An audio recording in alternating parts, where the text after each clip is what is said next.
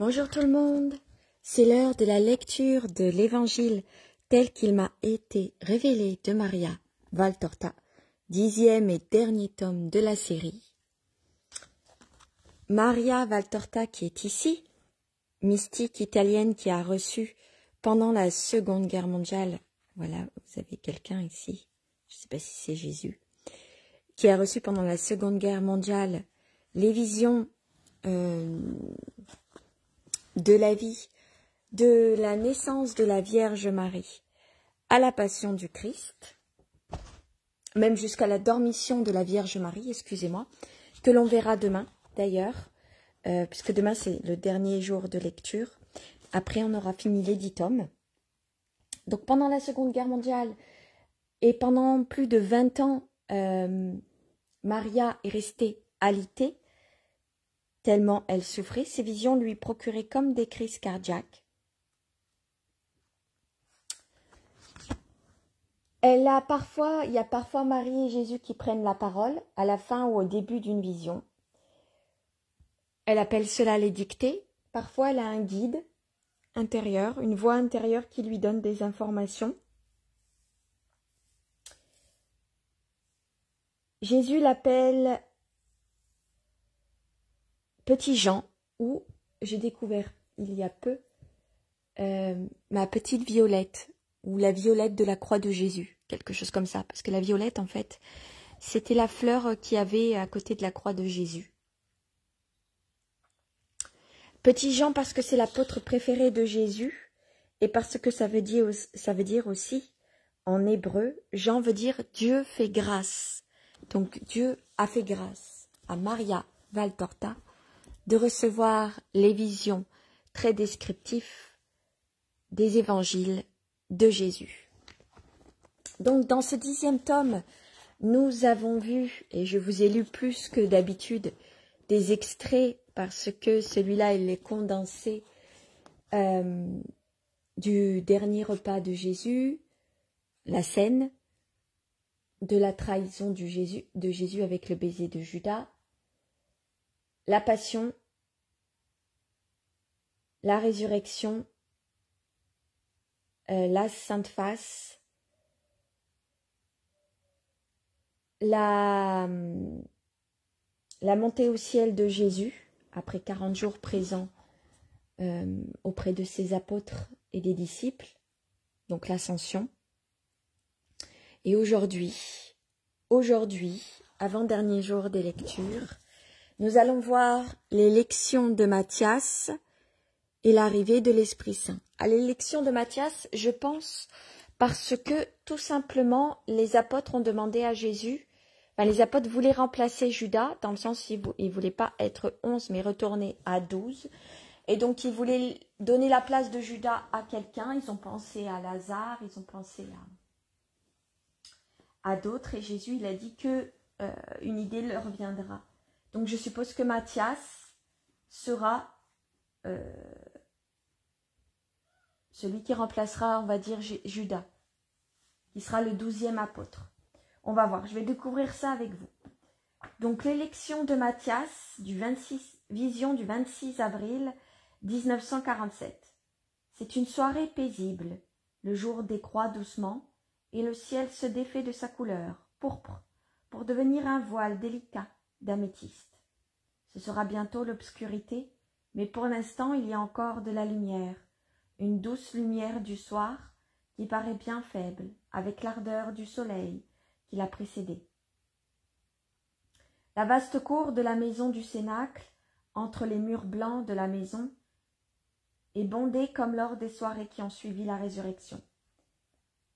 Et de ce rassemblement monte un bruit concordant des prières, interrompu de temps en temps par des psaumes de méditation.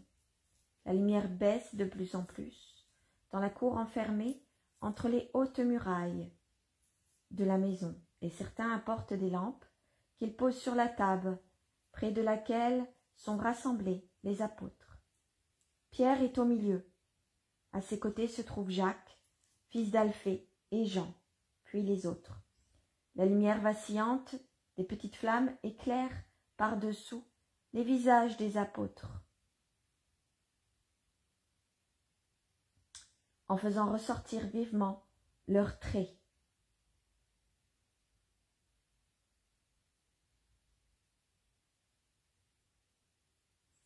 Et en montrant leur expression. Celle de Pierre est concentrée comme tendue sous l'effort d'assumer dignement ses premières fonctions de son ministère. Celle de Jacques, fils d'Alphée, est d'une douceur ascétique. Celle de Jean, sereine et rêveuse. À côté de lui vient le visage de penseur de Barthélemy, suivi de celui plein de vivacité de Thomas. André semble voilé par son humilité, qui le fait rester les yeux presque clos, un peu penché. Il semble dire « Je ne suis pas digne ». Près de lui se trouve Matthieu. Il semble dire « Je ne suis ». Se trouve Matthieu, le coude appuyé sur la main de l'autre bras, la joue appuyée sur la main du bras soutenu, avec un regard dont la couleur des yeux et l'expression rappellent si bien celui de Jésus, un vrai dominateur de foule. Maintenant aussi, il tient l'assemblée tranquille sous le feu de son regard, plus que le font tous les autres réunis. En dépit de son involontaire majesté royale, on voit cependant affleurer le sentiment d'un cœur plein de componction, spécialement quand vient son tour d'entonner une prière. Quand il dit le psaume « Non, pas à nous, Seigneur, non, pas à nous, mais à ton nom rapporte la gloire que ton amour, pour ton amour et pour ta vérité. » Que les païens ne disent pas « Oui, leur Dieu ». Il prie l'âme agenouillée devant celui qu'il a choisi, et toute la puissance de sa vie intérieure vibre dans sa voix. Lui aussi laisse entendre par toute sa prière « Je ne suis pas digne de te servir, toi qui es si parfait ». Philippe, à côté de lui, a le visage déjà bien marqué par les ans, bien qu'il soit encore dans l'âge viril. Il semble contempler un spectacle connu, de lui seul, et se tient les mains, pressant ses joues, un peu penché, un peu triste, pendant que Simon le Zélote regarde en haut, au loin, et a un sourire intime qui embellit son visage, qui n'est pas beau, mais que sa distinction austère rend attrayant. Jacques, fils de Zébédée, impulsif et frémissant, récite ses prières, comme s'il parlait encore au maître aimé, et le psaume 12 sort impétueusement de son âme enflammée. Il termine par le long et très beau psaume 118, qu'ils disent une strophe chacun, reprenant leur tour par 2 fois, pour arriver à la fin. Puis ils se recueillent, tous en silence, jusqu'à ce que Pierre qui s'est assis, se relève, comme sous le coup d'une inspiration subite, en priant à haute voix, les bras tendus comme le faisait Jésus. Envoie-nous ton esprit, Seigneur, pour que nous puissions voir dans sa lumière. Mara Ata, répondent-ils tous. Pierre se recueille en une intense et muette prière, mais peut-être écoute-t-il plus qu'il ne prie, ou du moins attend-il des paroles de lumière, puis il relève la tête et de nouveau desserre ses bras, qui tenaient croisés sur sa poitrine, et comme il est petit par rapport à la plupart des autres, il monte sur son siège pour dominer la petite foule qui se presse dans la cour et pour être vu de tous. Eux comprennent qu'il va parler, se taisent en le regardant avec attention. « Mes frères, il était nécessaire que s'accomplisse l'Écriture, où par la bouche de David, l'Esprit Saint a parlé de Judas. C'est lui qui a servi de guide à ceux qui ont arrêté Jésus, notre béni Seigneur et Maître.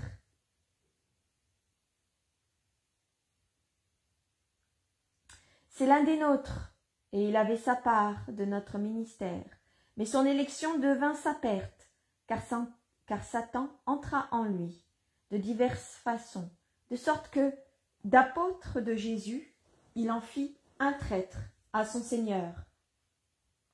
Il crut triompher et tirer profit et se venger ainsi du saint, et qui avait déçu les immondes espérances de son cœur plein de toutes sortes de concupiscences. Mais alors qu'il croyait savourer sa réussite, il comprit que l'homme qui se rend esclave de Satan, de la chair, du monde, ne triomphe pas, mais au contraire, mord la poussière comme tout vaincu. Il se rendit compte que la saveur des nourritures procurées par les hommes et par Satan est très amère et diffère totalement du pain suave et simple que Dieu donne à ses enfants. Il connut alors le désespoir et se mit à haïr tout le monde après avoir haï Dieu.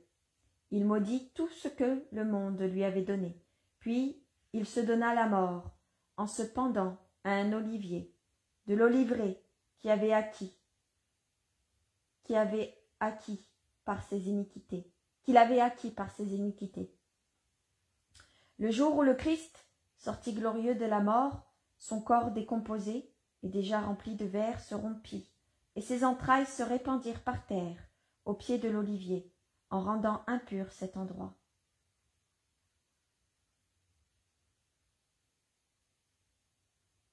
Sur le Golgotha, plus le sang rédempteur, et il purifia la terre. Car c'est le sang du Fils de Dieu, incarné pour nous. Sur la colline, proche du lieu de l'infâme conseil, ce ne fut pas de sang, ni de larmes, de véritables remords, mais l'ordure des viscères décomposés, qui plut sur la poussière, car nul autre sang ne pouvait se mélanger à celui très saint du Christ en ces jours de purification, dans lesquels l'agneau nous lavait dans son sang, et moins que jamais la terre qui buvait le sang du Fils de Dieu ne pouvait boire aussi le sang du fils de Satan.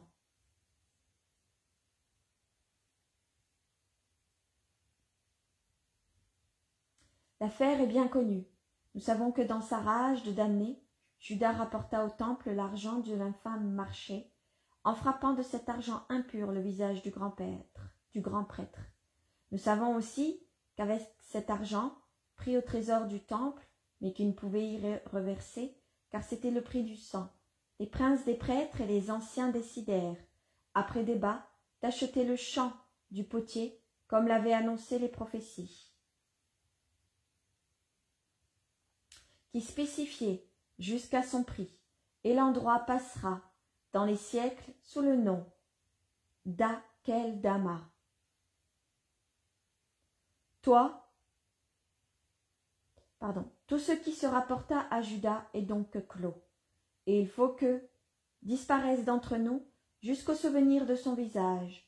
Mais nous devons nous rappeler quel chemin il a pris pour tomber de la condition d'appelé du Seigneur au royaume céleste, à celle de prince dans le royaume des ténèbres éternelles. Cela nous permettra de ne pas les fouler, imprudemment nous aussi, en devenant d'autres Judas, pour la parole que Dieu nous a confiée, et qui est encore le Christ, maître parmi nous.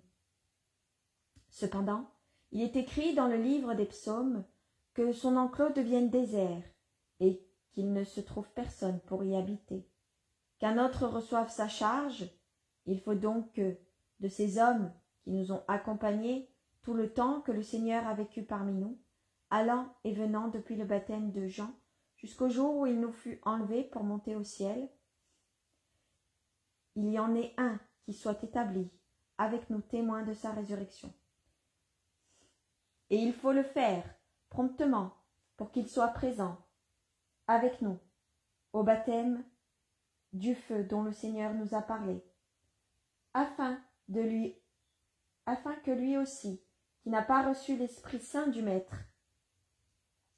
très saint, la reçoive directement de Dieu, en soit sanctifié et illuminé, et les vertus que nous aurons, puis juger et remettre, et faire ce que nous ferons, et que ces actes soient valides et saints. C'est-à-dire qu'ils veulent trouver, ils veulent quelqu'un qui puisse, remplacer l'image de Judas, et juste avant que l'Esprit Saint ait la vie, il arrive, puisqu'il n'a pas eu l'Esprit de Jésus avec lui pendant les années d'apostolat du Christ, qu'il puisse directement recevoir l'Esprit Saint de Jésus et faire ce que font les 2 autres apôtres. Donc, celui qui remplacera Judas, pour qu'il puisse effacer aussi le souvenir de Judas. Juste avant que l'Esprit Saint il arrive. Donc, il faut une élection.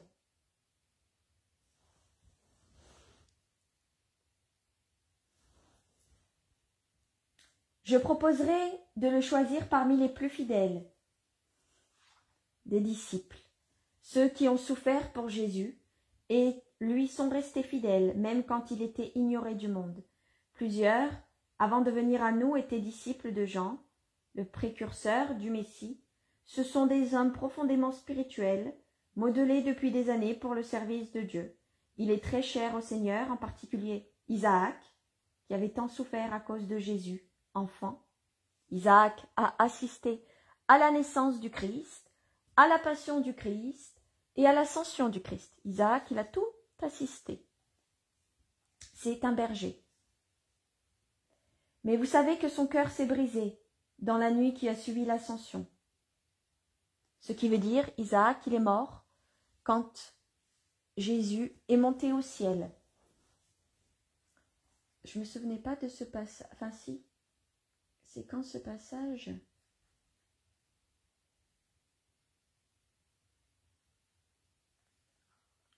Je regarde juste. Ah voilà. Sur terre de bruit seulement rompt le silence profond de la foule en extase, le cri de Marie quand il disparaît, Jésus, et la plainte d'Isaac. Ah, donc c'est à ce moment-là quand Marie crie Jésus, Isaac qui meurt. D'accord, ok, j'avais pas compris.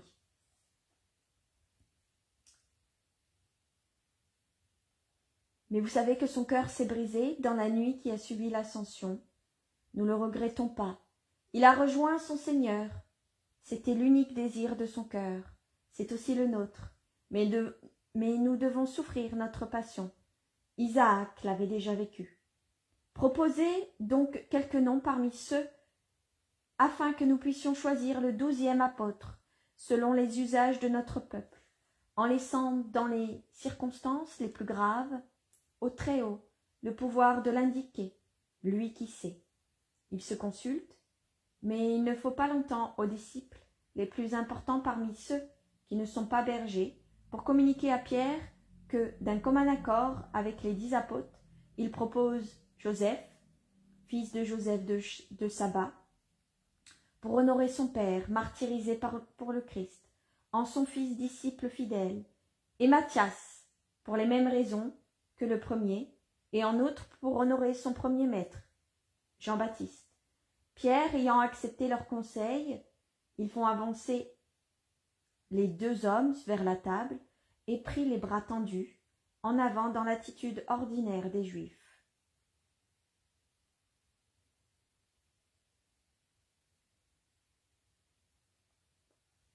Seigneur Très-Haut, Père, Fils et Saint-Esprit, Dieu unique et trine, toi qui connais les cœurs, montre celui que tu as choisi pour prendre dans ce ministère et de cet apostolat la place de Judas, qui a manqué au devoir de sa charge.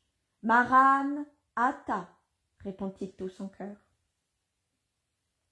Comme ils n'ont ni dés, ni quoi que ce soit d'autre pour tirer au sort, et comme ils se refusent à utiliser de l'argent, ils ramassent des petits cailloux dans la cour, de pauvres petits cailloux, autant de blancs que de noirs.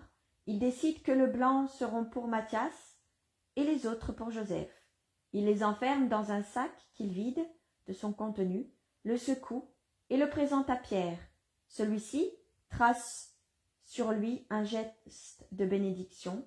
Il plonge la main en priant avec les yeux levés au ciel, qui s'y fleurit d'étoiles. Il tire un caillou, blanc comme la neige. Le Seigneur a indiqué Matthias pour succéder à Judas. Pierre passe devant la table et l'embrasse pour le rendre semblable à lui, dit-il. À leur tour,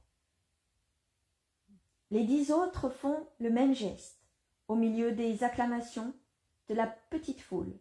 Enfin, Pierre revient à sa place, en tenant par sa main l'élu qu'il garde à son côté.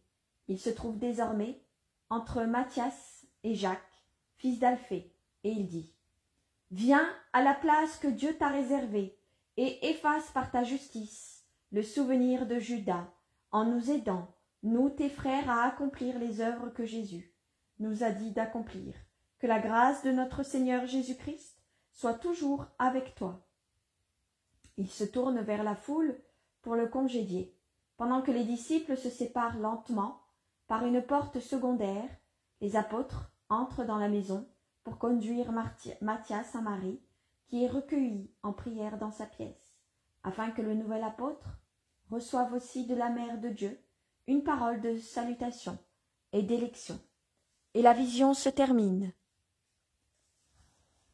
Maintenant, je vous lis la descente de l'Esprit Saint, fin du cycle messianique.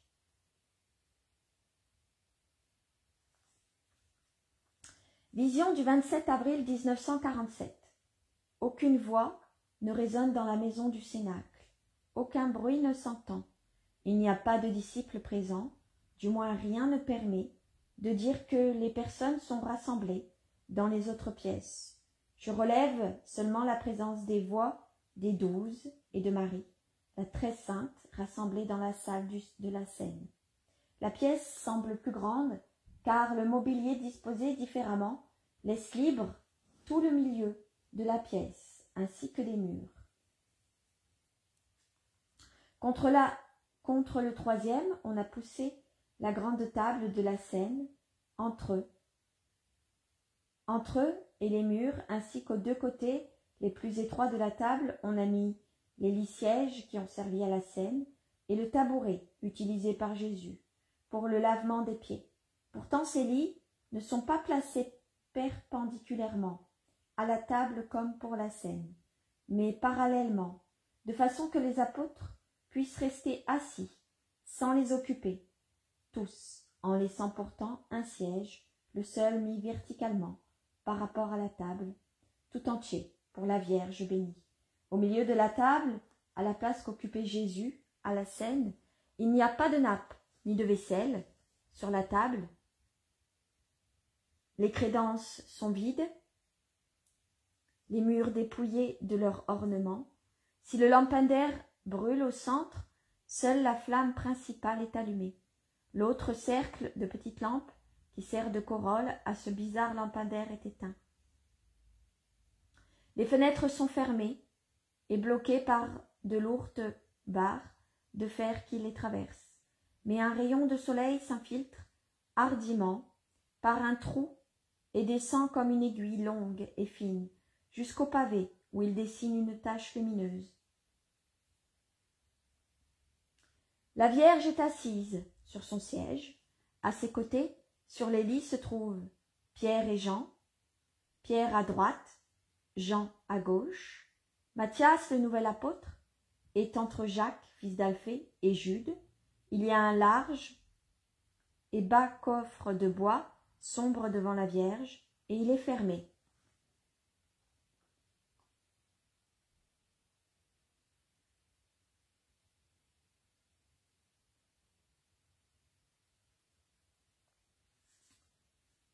Marie est vêtue de bleu foncé. Elle a sur ses cheveux son voile, blanc, et par-dessus un pan de son manteau, les autres sont tous tête nue. La mère lit lentement, à voix haute, mais à cause du peu de lumière qui arrive jusque-là, je crois plutôt qu'elle répète de mémoire les paroles écrites, sur le rouleau qu'elle tient déplié. Les autres la suivent en silence, en méditant. De temps à autre, ils répondent s'il y a lieu. Marie a le visage transfiguré par un sourire extatique. Qui sait ce qu'elle voit et qu'est-ce qu'elle peut être capable d'illuminer? Ses yeux comme deux éclairs d'étoiles et de rougir ses joues d'ivoire, comme une flamme rosée, se réfléchissaient sur elle. Elle est vraiment la rose mystique. Les apôtres se penchent en avant, en se tenant un peu de biais, pour voir son visage pendant qu'elle sourit, si doucement, et qu'elle lit. Sa voix semble être un cantique angélique. Pierre en est tellement ému que deux grosses larmes coulent de ses yeux, et dans un sillon de rides taillées de chaque côté du nez, elles descendent se perdent dans le buisson de sa barbe grisonnante. Mais Jean reflète son sourire virginal et s'enflamme d'amour comme elle, pendant qu'il suit du regard ce que lit la Vierge sur le rouleau. Et quand il lui présente un nouveau rouleau, il la regarde et lui sourit. La lecture est finie, la voix de Marie s'éteint, ainsi que le bruissement des parchemins, déroulés et enroulés. Marie se recueille en oraison secrète, en joignant les mains sur sa poitrine et en appuyant sa tête contre le coffre. Les apôtres l'imitent. Un grondement très puissant et harmonieux qui rappelle le vent et la harpe, le chant d'un homme et le son d'un orgue parfait résonne à l'improviste dans le silence du matin. Il se rapproche toujours plus harmonieux et plus puissant. Il emplit la terre de ses vibrations, il les propage et les imprime à la maison et aux murs, au mobilier. La flamme du lampadaire, jusqu'alors immobile, dans la paix de la pièce close, palpite, comme si elle était la proie du vent, et les chaînettes de la lampe tintent en vibrant sous l'onde du son surnaturel qui les frappe. Terrifiés, les apôtres lèvent la tête, ce bruit intense et mélodieux qui possède toutes les notes les plus belles que Dieu ait données au ciel et à la terre, se fait de plus en plus proche. Certains se lèvent, prêts à s'enfuir, d'autres se pelottent sur le sol en se couvrant la tête de leurs mains et de leurs manteaux, ou se battent la coulpe pour demander pardon au Seigneur. D'autres encore se serrent contre Marie, trop apeurés pour conserver envers la toute pure cette retenue qu'ils ont toujours gardée. Seul Jean ne s'effraie pas, car il voit une paix lumineuse de joie s'accentuer sur le visage de Marie, qui lève la tête en souriant, à une apparition connue d'elle seule. Elle glisse à genoux, en ouvrant les bras, et les deux ailes bleues de son manteau, ainsi ouverts, s'étendent sur Pierre et Jean, qui l'ont imité. Mais tout ce que j'ai gardé en détail pour le décrire est passé en moins d'une minute. Et voilà la lumière, le feu, l'Esprit Saint, qui avec dernière son envoûtement, entre dans la pièce close sous la forme d'un globe très brillant et ardent. Sans remuer les portes ni les fenêtres, il plane un instant, environ 3 palmes, au-dessus de la tête de Marie, maintenant découverte, car à la vue du feu paraclet, la Vierge a levé les bras, comme pour l'invoquer, et a rejeté la tête en arrière, en poussant un cri de joie, avec un sourire d'amour sans bornes. Et après, cet instant où tout le feu de l'Esprit Saint, tout l'amour est rassemblé au-dessus de son épouse, le globe très saint se partage en 13 flammes, mélodieuses et étincelantes, d'une lumière qu'aucune comparaison terrestre ne saurait décrire, et descend baiser le front de chaque apôtre. On assiste à la descente de l'Esprit Saint. Mais la flamme qui descend sur Marie est différente.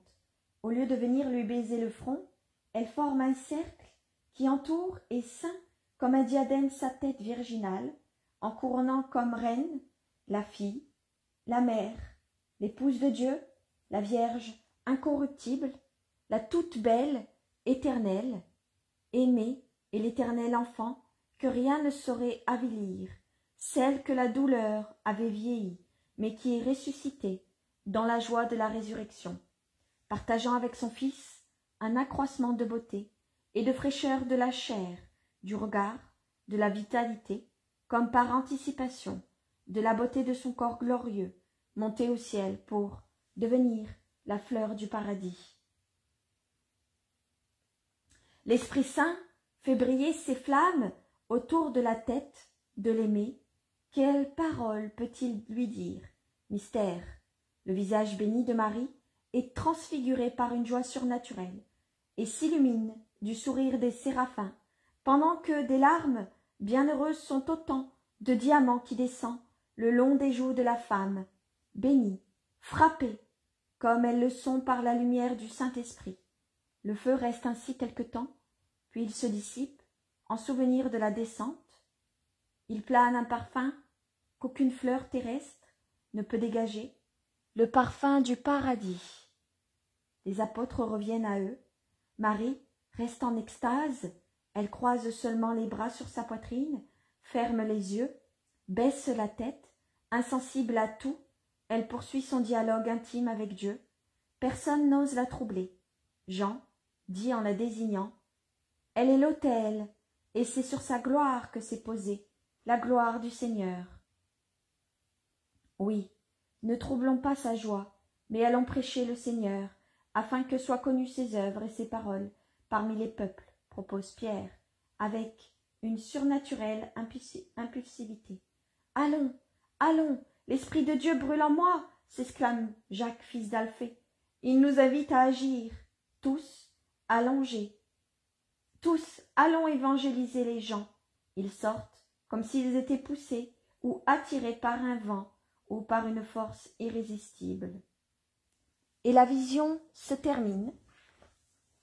Et nous avons une dictée, comme elle appelait Maria Valtorta, c'est-à-dire qu'après la vision, Jésus prend la parole. Ici prend fin l'œuvre que mon amour pour vous a dictée et que vous avez reçue, grâce à l'amour qu'une créature a eu pour moi et pour vous, Maria Valtorta. Grâce à elle, à son sacrifice qu'elle a fait pour nous, on a l'œuvre de la vie de Jésus. Elle se termine en ce jour de la commémoration de la Sainte Zita de Luc. Alors, il y a un petit astérix. Sainte Zita, Vierge de Luc, du XIIIe siècle, domestique et patronne des domestiques, et très vénérée à Luc, qui est célébrée le 27 avril. Je ne connaissais pas Sainte Zita. Cet humble domestique qui servit son Seigneur dans la charité, dans cette église de Luc, où j'ai fait venir de régions lointaines mon petit Jean, pour qu'il me serve dans la charité, et avec le même amour que sainte Zita, pour tous les malheureux. Zita donnait son pain aux pauvres en se souvenant que je suis en chacun d'eux, et que bienheureux seront à mes côtés ceux qui auront donné du pain à manger et de l'eau à boire à ceux qui ont faim et soif. Maria Jean, Maria Valtorta, Maria Petit Jean, Maria la Violette de la Croix, a donné mes paroles à ceux qui s'affaiblissent dans l'ignorance, la tiédeur ou le doute en matière de foi, en se rappelant les paroles de la sagesse, selon lesquelles ceux qui s'efforcent de faire connaître Dieu brilleront comme des étoiles dans l'éternité et glorifieront leur amour en le faisant connaître et aimer de beaucoup. Elle s'achève aussi en ce jour où l'Église élève sur les autels ce purlis des chants qu'était Maria Teresa Goretti. Alors, petit astérix, Maria Teresa Goretti, plus connue sous le nom de Maria Goretti, est martyre de la pureté. Elle fut béatifiée le 27 avril 1947 et canonisée en 1950. Dont la tige fut brisée alors que la corolle était encore un bouton, et brisée par qui sinon par Satan, envieux de cette pureté qui resplendissait avec plus d'éclat que son ancien aspect angélique. Elle fut brisée parce que consacrée à son divin amant, Maria fut vierge et martyre de ce siècle d'infamie où l'on méprise même l'honneur de la femme en crachant la bave des reptiles pour nier le pouvoir de Dieu, de fournir une demeure inviolée à son Verbe qui s'est incarné par l'opération du Saint-Esprit pour sauver ceux qui croient en lui. Maria Jean aussi est victime de la haine qui refuse que l'on célèbre mes merveilles par l'œuvre, cette arme puissante capable de lui arracher bien des proies, mais Maria-Jean sait aussi, comme Maria Teresa, que le martyr,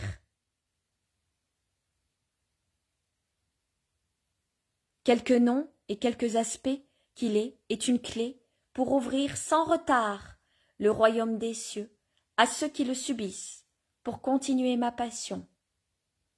L'œuvre est terminée. Alors, il y a un petit astérix. L'œuvre est terminée, mais ce n'est pas la fin des visions et des dictées.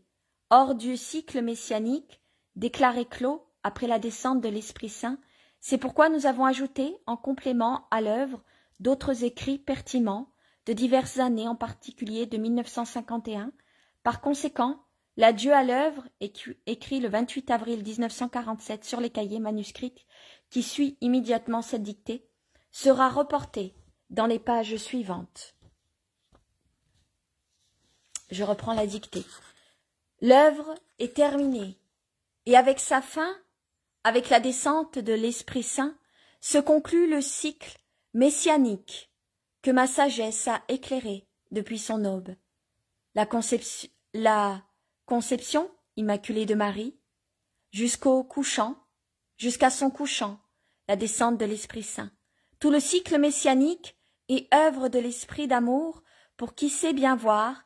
Il est donc juste de le commencer par le mystère de l'Immaculée Conception, de l'épouse de l'amour, et de le conclure par le sceau du feu paraclet sur l'Église du Christ.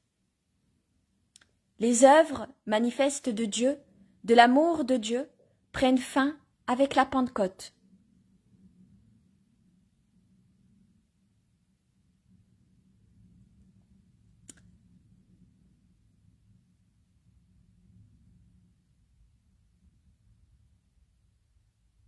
Je me suis perdue. Les œuvres manifestes de Dieu, de l'amour de Dieu, prennent fin avec la Pentecôte. Depuis, l'or continue. L'intime et mystérieuse action de Dieu en ses fidèles unis au nom de Jésus, dans l'Église une, sainte, catholique, apostolique, romaine, et l'Église, c'est-à-dire ce rassemblement des fidèles, pasteurs, brebis et agneaux, peuvent avancer sans errer, grâce à l'action spirituelle continuelle de l'amour. Ce théologien des théologiens, celui qui forme les vrais théologiens, ceux qui sont perdus en Dieu et ont Dieu en eux. La vie de Dieu en eux, grâce à la direction de l'Esprit de Dieu qui les conduit, ceux-là sont vraiment enfants de Dieu, selon la pensée de Paul. Et au terme de l'œuvre, il me faut ajouter encore une fois cette plainte que j'ai répétée à la fois de chaque évangélique. C'est ainsi que dans ma douleur de voir mépriser mon don, je vous dis, vous n'aurez pas autre chose, puisque vous n'avez pas su accueillir ce que je vous ai donné. J'ajoute encore ce que je vous ai fait dire pour vous rappeler sur le droit chemin l'été dernier, le 21 mai 1946. Vous ne me verrez pas jusqu'à ce que je vienne le jour où vous direz « Béni soit celui qui vient au nom du Seigneur ». Pour voir Jésus et sentir Jésus, il dit qu'il faut répéter cette phrase « Béni soit celui qui vient au nom du Seigneur. Béni soit celui qui vient au nom du Seigneur. Béni soit celui qui vient au nom du Seigneur. » Et la dictée se termine. Voilà. Alors, comme Jésus vient de dire, le cycle messianique est terminé. L'œuvre aussi. Par contre, demain, je vous lirai juste une dernière chose qui est à la fin, qui est la dormition de la Vierge Marie, l'ascension de la Vierge Marie. Demain, je vous lirai ça. Et ce sera la dernière lecture. Alors, il y a un mot, mais c'est marqué en italien. Je suis incapable de lire ce qui est écrit parce que je ne parle pas italien. Mais Maria a écrit quelque chose Et je ne sais pas ce que c'est. Mais de toute façon, apparemment il est marqué 27 avril 1947, Vergio, blablabla, Maria Valtorta. C'est marqué en italien, je peux pas lire. Della Pancoste. Ouais, mais je peux pas lire. Mais demain, je vous lirai la Dormition de Marie.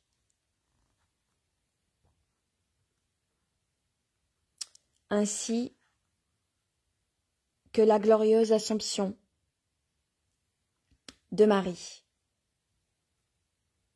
Et je pense qu'il n'y a plus... Non, il n'y a que après la dictée de la Vierge Marie. Ah, ici, il y a Jésus qui va prendre un peu la parole. Mais demain, vous aurez Marie. Là, vous avez eu aujourd'hui, en dimanche, l'Esprit Saint. Et comme Jésus dit, béni soit celui qui vient, au nom du Seigneur. À tout à l'heure pour les chapelets et les neuvaines. Bon dimanche.